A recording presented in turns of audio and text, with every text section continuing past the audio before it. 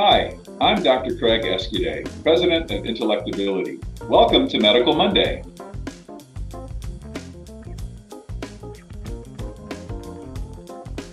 Excuse me, my mouth is feeling really dry and tacky today. I wonder if I'm dehydrated. Dehydration, why don't we talk about that? That's one of the fatal 5 conditions in people with intellectual and developmental disabilities. It's certainly preventable.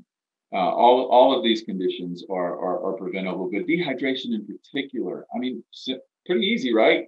We just need to get enough water. Well, there are challenges to that in people with intellectual and developmental disabilities sometimes. Sometimes a person with a disability is thirsty, but they physically are not capable of getting their own drink, their own water. Maybe they aren't able to communicate that they're thirsty to people around them.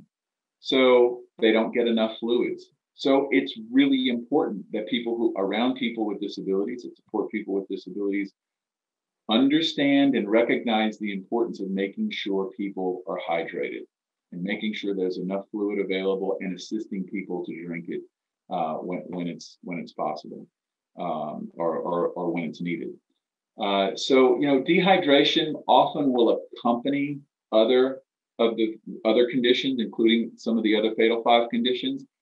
Because think about this: if, for instance, you're constipated, and if you're constipated, your stomach's upset, you may not feel like eating or drinking. So you're not going to eat or drink very much, and you may develop a significant bowel impaction or constipation and dehydration associated with that.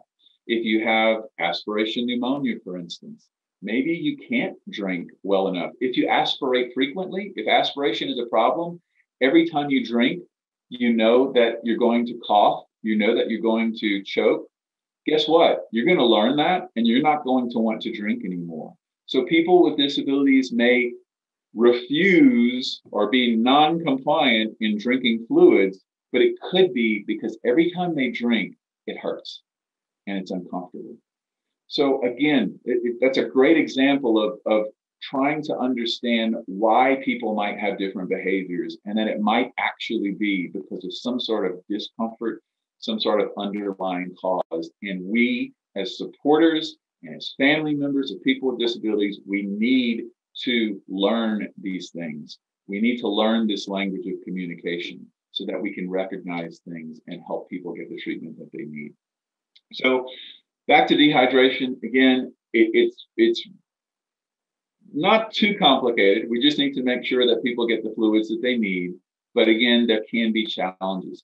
Another challenge might be that the person has very poor oral control, motor control, and so things fall out of their mouth.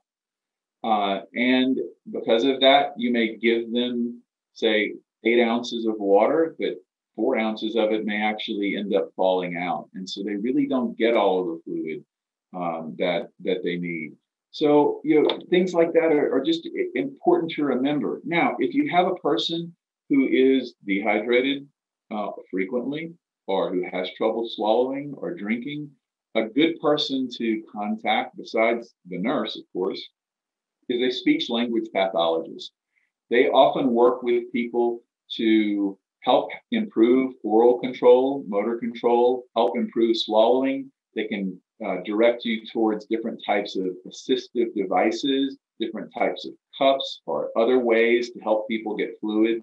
They might help you. Let's say a person has trouble swallowing thin liquids, which is often more common than just liquids in general, that they can do fine if something's thicker, but if it's thin, they can't swallow it. Well, there are thickeners that are available that you can use to help thicken liquids to help people